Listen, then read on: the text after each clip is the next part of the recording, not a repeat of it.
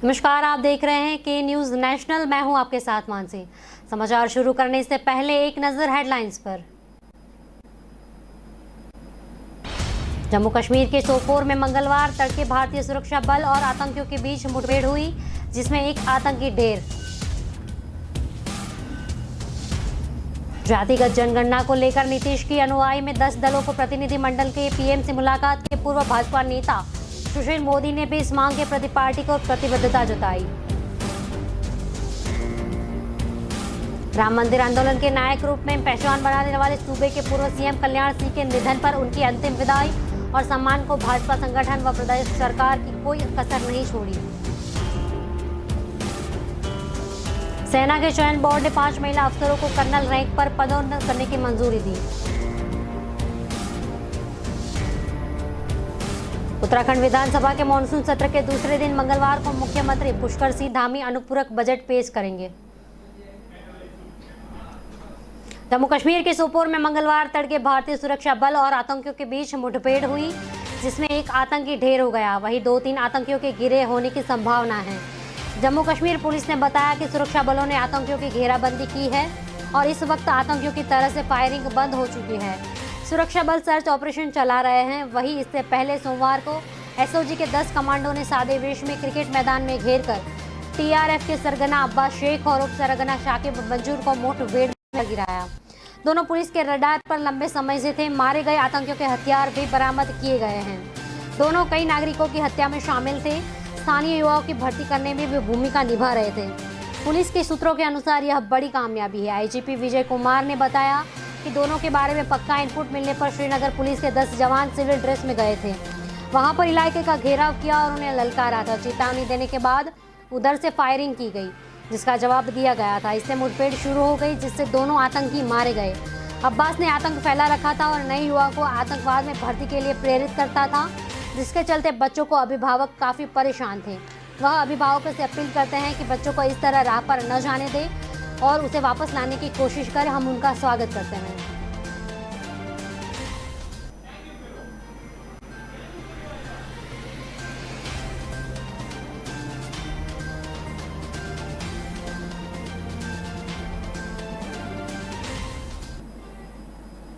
जातिगत जनगणना के सवाल पर बिहार में एक दूसरे से धुर विरोधी पार्टियां एक मंच पर आ गई है।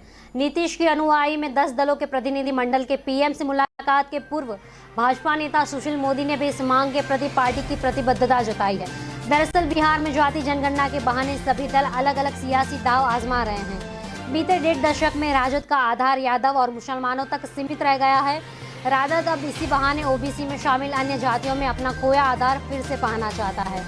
यही कारण है कि राजद इस मुद्दे पर कोई मौका नहीं गंवाना चाहता। दूसरी ओर नीतीश राजद के इस सियासी दाव को समझ रहे हैं। वह नहीं चाहते कि सामाजिक न्याय के मुद्दे पर राजद को जदयू पर बढ़त मिले। यही कारण है कि जाति जनगणना के मुद्दे ने जब भी तुल पकड़ा, नीतीश ने उसे अपने हक में करने की कोशिश की। 2 बार विधानसभा से इसके पक्ष में सर्वसम्मत प्रस्ताव पारित कराया। प्रतिनिधिमंडल में भाजपा नेता जनक राम भी शामिल थे। दरअसल भाजपा लंबे संघर्ष के बाद दलितों और अति पिछड़ी जातियों में पैठ बना पाई थी। उसे पता था कि इस मुद्दे पर ढुलमुल रवैया अपनाने उस पर फिर से अधिजाति की पार्टी का ठप्पा लग जाएगा। यही कारण है कि भाजपा ने विधानसभा में इससे संबंधित प्रस्ताव को दोनों बार समर्थन दिया था।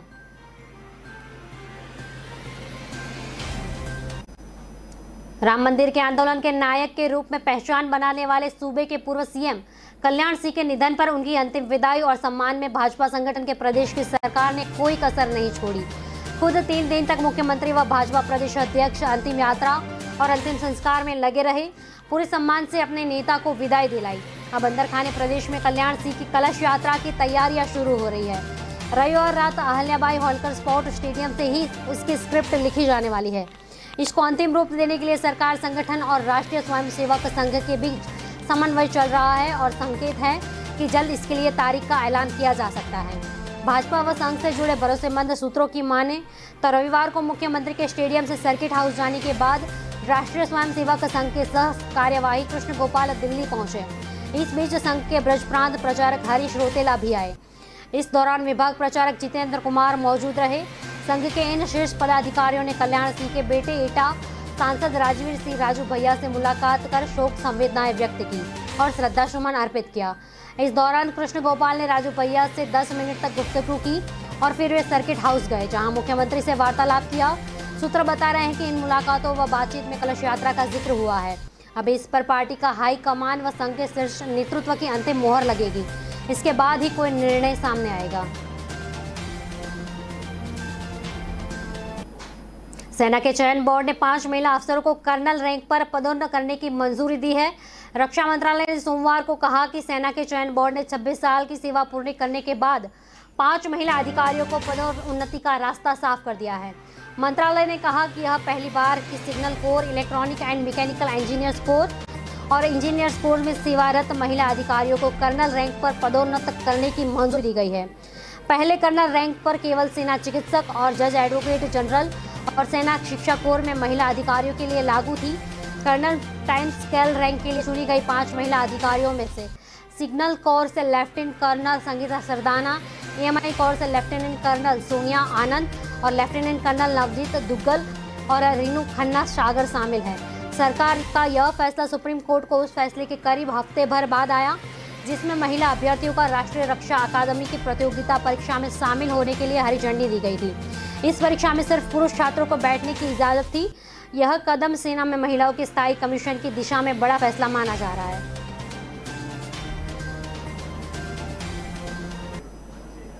उत्तराखंड विधानसभा के मानसून सत्र के दूसरे दिन मंगलवार को मुख्यमंत्री पुष्कर सिंह धामी अनुपूरक बजट पेश करेंगे।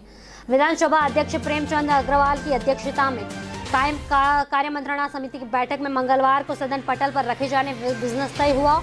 उत्तराखंड विनियोग विधेयक 2021 के अलावा सरकार 6 और विधेयक सदन पटल पर रखेगी।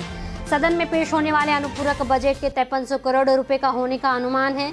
6 अगस्त को प्रदेश मंत्रिमंडल की बैठक में अनुपूरक बजट के प्रस्ताव को मंजूरी दी गई थी और इससे आवश्यक संशोधन करने का अधिकार कैबिनेट ने मुख्यमंत्री को दिया था। मुख्यमंत्री चूंकि वित्त मंत्री भी है, इसलिए मंगलवार को वह सदन में विनियोग विधेयक पेश करेंगे। आगे का बिजनेस तय करने के लिए बुधवार को फिर कार्य मंत्रणा समिति की बैठक होगी। विधानसभा सत्र के दूसरे दिन मंगलवार को सदन पटल पर 7 विधेयक रखे जाएंगे। इसमें IMS यूनियन विश्वविद्यालय विधेयक, DIT विश्वविद्यालय संशोधन, उत्तराखंड माल और सेवा कर विधेयक, हिमालयन गढ़वाल विश्वविद्यालय नगर निकायों एवं प्राधिकरणों के लिए विशेष प्राविधान संशोधन विधेयक और उत्तराखंड विनियोग पेश किया जाएगा। उत्तराखंड विधानसभा में मंगलवार को सदन में विपक्ष कुंभ मेला में कोविड जांच में फर्जीवाड़ा के मुद्दे पर सरकार को घेरने की कोशिश कर सकता है। सत्र के दूसरे दिन उठाए जाने वाले मुद्दों को लेकर विपक्ष ने रणनीति बना ली है। नेता प्रतिपक्ष प्रीतम सिंह के मुताबिक विपक्ष के पास मुद्दों की कोई कमी नहीं है। खुद मुख्य सचिव ने 29 विषयों की सूची बनाई है जिन पर विपक्ष सवाल उठा सकता है। सूत्रों के मुताबिक मंगलवार को विपक्ष कार्य स्थगन प्रस्ताव के माध्यम से नए जिलों के गठन, जाति प्रमाण, देवस्थानम बोर्ड, लोकायुक्त, भू कानून समेत कई अन्य मुद्दों उठाने की कोशिश करेगा।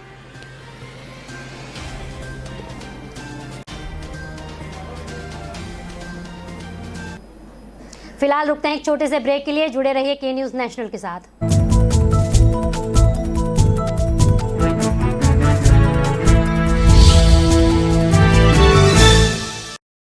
न ऐश का न द्वेष का, यह दंगल है देश का।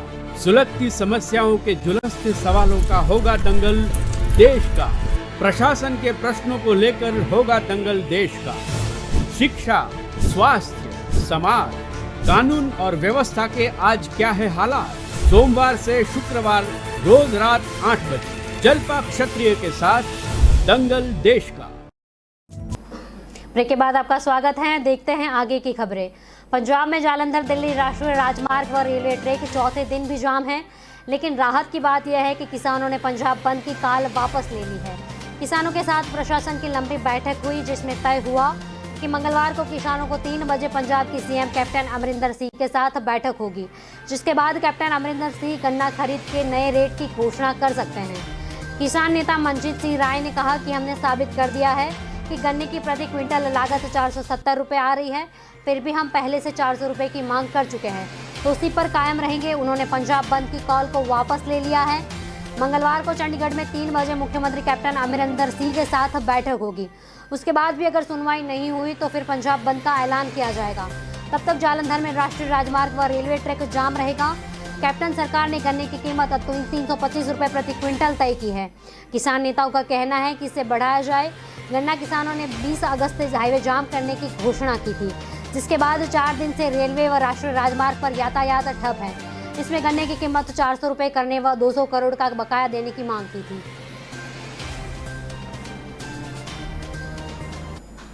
अफगानिस्तान पर तालिबान के कब्जे के बाद भारत में रहने वाले अफगानी चिंतित हैं।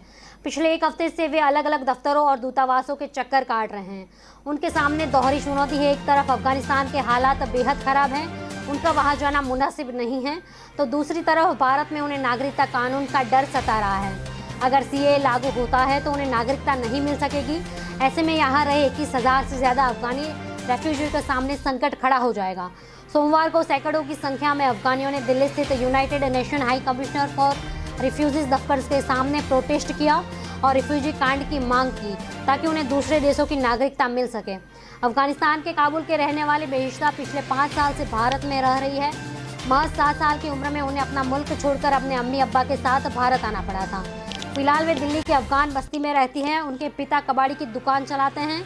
UNHCR दफ्तर के सामने बेहिश्ता अफगानिस्तान का झंडा लिए नारा लगा रही है। We want future, we want life. Behishta बता रही हैं कि उनके स्कूल में एडमिशन इसलिए नहीं हो पा रहा क्योंकि उनके पास रिफ्यूजी कार्ड नहीं है। इसको लेकर UNHCR को कई सारे मेल किए गए, लेकिन कोई जवाब नहीं मिला है।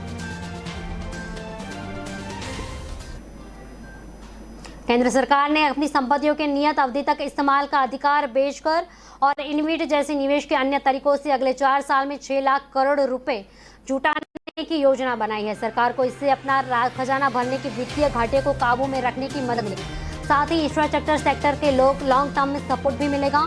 पुराने और चालू हालत वाले एसेट में निजी निवेश आकर्षित करने की योजना को नेशनल मॉनेटाइजेशन पाइपलाइन यानी NMP का नाम दिया गया है। इस प्लान के तहत रोड और रेलवे संपत्तियों, एयरपोर्ट, पावर ट्रांसमिशन लाइनें और गैस पाइपलाइनों को बेचा बिना निजी क्षेत्र का निवेश लाया जाएगा। वित्त मंत्री निर्मला सीतारमण ने सोमवार को इसका रोड मैप जारी किया था। 6 लाख करोड़ रुपए की नेशनल मॉनेटाइजेशन पाइपलाइन योजना को आज वित्त मंत्री निर्मला सीतारमण ने लॉन्च किया है। इस मौके पर उन्होंने कहा कि अर्थव्यवस्था में रिवाइवल के लिए इंफ्रास्ट्रक्चर अहम रोल निभाएगा। उन्होंने कहा कि सरकार पब्लिक प्रॉपर्टी में निजी निवेश लाने के लिए उनको मॉनेटाइज करेगी। इससे जो भी रकम आएगी उसका इस्तेमाल देश के इंफ्रास्ट्रक्चर को बढ़ाने के लिए किया जाएगा। वित्त मंत्री ने कहा है कि प्राइवेट इन्वेस्टमेंट ब्राउनफील्ड यानी चालू एसेट में लाया जाएगा, यानी जिन एसेट का पूरा वित्तीय इस्तेमाल नहीं हो पा रहा है उनको बेहतर बनाने के लिए निजी क्षेत्र को साथ लाया जाएगा। पब्लिक प्रॉपर्टी को नहीं बेचा जाएगा और उनका मालिकाना हक सरकार के पास ही रहेगा। फेसबुक, ट्विटर, व्हाट्सएप, जूम जैसे ऑनलाइन माध्यमों का स्वदेशी विकल्प बनाने की घोषणा की है। सरकार ने कहा है फेसबुक सहित विभिन्न सोशल मीडिया कंपनियों की इथोपिया की सच्चाई दिखाने, एकता की बात करते हुए पोस्ट व अकाउंट ब्लॉक करने को डिलीट करती है। वह नया विकल्प स्वदेशी तकनीक से अपने नागरिकों को मुहैया करवाएगी। पिछले 1 वर्ष से इथोपिया सरकार का टिग्री पीपल्स लिबरेशन फ्रंट के साथ सशस्त्र संघर्ष जारी है। इस फ्रंट का नियंत्रण देश के उत्तर में स्थित टिग्री क्षेत्र में है। सोशल मीडिया पर दोनों पक्ष के समर्थक भी लगातार शब्दों से युद्धरत रहे हैं। इथोपिया की सूचना नेटवर्क सुरक्षा एजेंसी के महानिदेशक सुमेट गिजा ने कहा कि फेसबुक ने बड़ी संख्या में इथोपिया की एकता का समर्थन करने वाले और सच बयान करने वाले पोस्ट व यूजर अकाउंट डिलीट किए जाएंगे। उनको देश के खुद सोशल मीडिया माध्यम विकसित करेगा। चीन वीचैट इस्तेमाल कर सकता है तो वे क्यों नहीं। वीचैट चीन में मुख्यालय रखने वाले टेंसेंट होल्डिंग कंपनी का बनाया है। चीनी सरकार का इस मजबूत तकनीक का माध्यम से अपने नागरिकों पर नजर रखती है। सुमेट ने दावा किया है कि फिलहाल नए माध्यमों का परीक्षण चल रहा है, इन्हें जल्द जारी कर दिया जाएगा। उन्होंने दावा किया कि इथोपिया के पास इसके लिए तकनीकी विशेषज्ञता है, इसे बाहर से विशेषज्ञों की सेवा की जरूरत नहीं होगी। दिल्ली में 2 दिन से हुई तेज बारिश ने मौसम को सुहाना बना दिया है। बारिश पर ब्रेक लगने के बाद उमस काफी परेशान कर रही है। सोमवार को भी कुछ इलाकों में बारिश हुई, लेकिन दिन में धूप निकलने से लोगों को पसीने छूट गए। मौसम विभाग ने बुधवार को तेज हवाएं चलने व शुक्रवार व रविवार को बारिश होने की संभावना जताई थी। दिल्ली में बीते शनिवार से सावन की जड़ी लगी थी, जो कि रविवार सुबह तक जारी रही थी। सोमवार भी सुबह को 6 इलाकों में बारिश हुई थी। सुबह 8:30 बजे तक 1.2 मिमी में बारिश हुई थी। सबसे अधिकतम तापमान 36 डिग्री सेल्सियस पीतमपुरा केंद्र पर दर्ज हुआ था। मौसम विभाग की माने तो अभी मंगलवार को भी हल्की बारिश होने की संभावना है। उसके बाद 2 दिन बारिश पर ब्रेक लगेगा। इस दौरान 20 से 30 किलोमीटर प्रति घंटा की रफ्तार से तेज हवा चल सकती है। उसके बाद 27 व 29 अगस्त को फिर से बारिश का दौर शुरू होगा। आगरा में ताजगंज के गांव धांधुपुरा स्थित आरपी नगर कॉलोनी में रविवार रात को जन्मदिन पार्टी के दौरान गजेंद्र हरिवर्मा को 2 मंजिला मकान की छत भर कर गिर गई। हादसे में 17 लोग मलबे में दब गए। हादसे के बाद चीख पुकार मच गई थी। ग्रामीणों ने दबे लोगों को बाहर निकाला। बाद में पुलिस भी पहुंच गई थी। घायलों को अस्पताल में भर्ती कराया गया, जिनमें से 2 की मौत हो गई थी। ग्रामीणों ने पुलिस को बताया कि गजेंद्र हरिवर्मा मकान में रहते नहीं थे। उनके परिचित गाँव धांधुपुरा के अनिकेत चौधरी को रविवार का जन्मदिन था। उसने गजेंद्र हरिवर्मा के मकान में पार्टी आयोजित की थी। छत पर पार्टी चल रही थी। 50 से 60 रिश्तेदार और दोस्त आए थे। डीजे पर डांस किया। रात तकरीबन 9:30 बजे लोगों के बाहर की वजह से पुराने मकान की गार्डर और पत्थर की छत भर-भराकर गिर गई। दूसरी मंजिल की छत गिरने से पहली मंजिल की छत भी ढह गई। लोग भूतल पर आकर गिरे, सभी मलबे में दब गए। हादसे के बाद चीख पुकार मचने पर ग्रामीण आ गए। बाद में थाना ताजगंज की फोर्स और दमकल कर्मी भी पहुंच गए थे। उन्होंने बचाव कार्य के बाद लोगों को बाहर निकाला और अस्पताल में भर्ती कराया। घटना की जानकारी पर एसएसपी मुनिराज जी और जिलाधिकारी प्रभु एनसी सहित अन्य पुलिस प्रशासनिक अधिकारी पहुंचे। उन्होंने राहत कार्य की जानकारी ली। वहीं राज्य मंत्री चौधरी उदयभान सिंह भी पहुंच गए। उन्होंने हादसे की जानकारी ली। इंडियन आर्मी के सिलेक्शन बोर्ड ने कॉर्प्स ऑफ सिग्नल और इलेक्ट्रॉनिक्स एवं मैकेनिकल इंजीनियर्स और कॉर्प्स ऑफ इंजीनियर्स में सर्विस दे रही है, प्रमोट किया जा रहा है। यह पहली बार है जब इन ब्रांच में महिला ऑफिसर्स को कर्नल पर प्रमोशन मिल चुकी है। इससे पहले केवल आर्मी मेडिकल कॉर्प्स, जज एडवोकेट जनरल और आर्मी एजुकेशन कॉर्प में शामिल महिला ऑफिसर्स के लिए प्रमोशन की व्यवस्था लागू होगी। डिफेंस मिनिस्ट्री के बयान के मुताबिक इन ऑफिसर्स को सर्विस में 26 साल पूरे होने पर प्रमोट किया गया था। जिन 5 ऑफिसर्स को प्रमोट किया गया उनमें कॉर्प्स ऑफ सिग्नल से lieutenant colonel Sangeeta Sardana, corps of PMI lieutenant colonel Sonia शामिल है। तय ब्रांच के अलावा दूसरी ब्रांच में महिला ऑफिसर्स को कर्नल पद पर प्रमोट करना बड़ा कदम माना जा रहा है। सुप्रीम कोर्ट ने पिछले हफ्ते महिला अभ्यर्थियों को एनडीए एग्जाम में बैठने की इजाज़त देने की मांग की थी। इस पर महिलाओं को नेशनल डिफेंस एकेडमी में एंट्रेंस एग्जाम देने की अनुमति दी गई थी। एनडीए में इससे पहले केवल मेल कैंडिडेट्स ही शामिल हो सकते थे। इस फैसले को लेकर इंडियन आर्मी में महिला को परमानेंट कमीशन देने की दिशा में ऐतिहासिक कदम माना जा रहा है। पंजाब में किसान आंदोलन की वजह से रेल यातायात व्यवस्था पूरे तरीके से चरमरा गई है। पिछले 4 दिनों से प्रतिदिन औसतन 100 से अधिक ट्रेन इस रूट पे प्रभावित होती जा रही हैं। मंगलवार को 27 से ज़्यादा रेलगाड़ियां रद्द हुई थी। रेल संचालन बेपटरी होने से आरक्षित टिकट बुक कराने वाले लगातार टिकट निरस्त कराने को मजबूर हैं।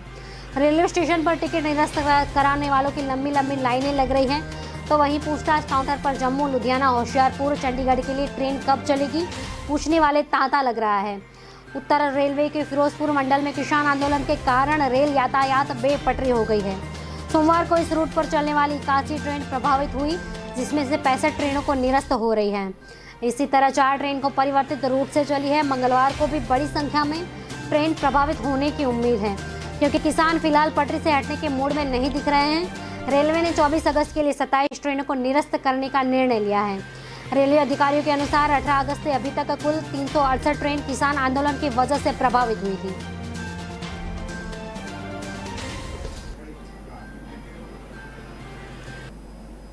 केंद्रीय मंत्री नारायण राणे की मुश्किलें बढ़ती जा रही है।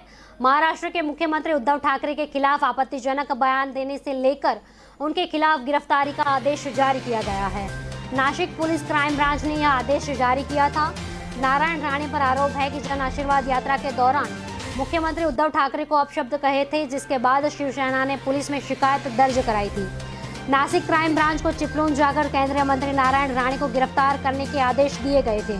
मुख्यमंत्री उद्धव ठाकरे ने अपमानजनक टिप्पणी करने पर मुंबई में शिवसेना आक्रामक हो चुकी है। नासिक पुलिस ने नारायण राणे के खिलाफ कोरोना गाइडलाइंस का उल्लंघन का आरोप लगाते हुए क्राइम ब्रांच को उन्हें गिरफ्तार करने का आदेश दिया है। दरअसल सोमवार को जन आशीर्वाद यात्रा नासिक के कोकड़ के महाड़ जिला के पहुंची थी। यहां नारायण राणे की एक प्रेस कॉन्फ्रेंस को संबोधित किया था। इसी दौरान उन्होंने सीएम उद्धव ठाकरे के खिलाफ विवादित बयान देते हुए कहा कि अगर होता कान के नीचे रख देता। इसके बाद शिवसैनिक गुस्से में आ गए और राणे के खिलाफ थाने में शिकायत दर्ज करवाई। ये इलाका शिवसेना का गढ़ माना जाता है। नासिक, पुणे और महाड़ में नारायण राणे के खिलाफ एफआईआर दर्ज हुई है। बता दें कि जब से नारायण राणे की जन आशीर्वाद यात्रा शुरू हुई तब से शिवसेना उन पर आक्रामक है। अभी जन आशीर्वाद यात्रा के दौरान कोविड उल्लंघन के मामले में नारायण राणे और उनके कार्यकर्ताओं पर 40 मामले दर्ज हो चुके हैं। अफगानिस्तान की राजधानी काबुल में फंसे भारतीयों को वापस लाने का सिलसिला लगातार जारी है। मंगलवार को दुशांबे से एयर इंडिया विमान के जरिए 38 लोगों को दिल्ली लाया गया। इनमें से 25 भारतीय नागरिक भी शामिल हैं। इसके अलावा इनके साथ अफगान, सिख और हिंदू परिवार भी भारत आ रहे हैं। वहीं सिख समुदाय के कुछ लोग काबुल गुरुद्वारे से अपने साथ पवित्र गुरु ग्रंथ साहिब की 3 प्रतियां भी लेकर आ रहे हैं। केंद्रीय मंत्री हरदीप सिंह पुरी, विदेश राज्य मंत्री वी मुरलीधरन और भाजपा नेता आरपी सिंह आज दिल्ली हवाई अड्डे पर काबुल से लाए गए श्री गुरु ग्रंथ साहिब की प्रतियां ग्रहण करेंगे। इस विमान के 11 बजे भारत पहुंचने की उम्मीद है। इस बात की जानकारी विदेश मंत्रालय के प्रवक्ता अरिंदम बागची ने दी है। वहीं सिख समुदाय के लोगों का एक वीडियो भी सामने आया है जिसमें वे फ्लाइट के अंदर ही जो बोले सो निहाल और वाहेगुरु जी का खालसा वाहेगुरु जी की फतह बोलते हुए नजर आ रहे हैं। इस वीडियो को विदेश मंत्रालय के प्रवक्ता अरिंदम बागची ने शेयर किया। जानकारी के अनुसार तालिबान के खौफ के बीच सोमवार को ही 68 लोगों को काबुल से दुशांबे पहुंचाया गया था। तालिबान के खौफ से उद्योग धंधे और बैंक बंद पड़े हैं, रोजगार खत्म हो रहे हैं। दैनिक उपभोग से जुड़ी वस्तुओं की आसमान छूती कीमतों से लोग भूखे रहने को मजबूर हैं। लोग देश छोड़कर भाग रहे हैं, कई लोग कहीं नहीं जा सकते। ऐसे लोग को 2 वक्त की रोटी और दवा जुटाना मुश्किल हो गया है। लोगों का कहना है कि तालिबान को 1 सप्ताह भर हुआ है, लेकिन इतने दिनों में ही हालात बद से बदतर हो गए हैं।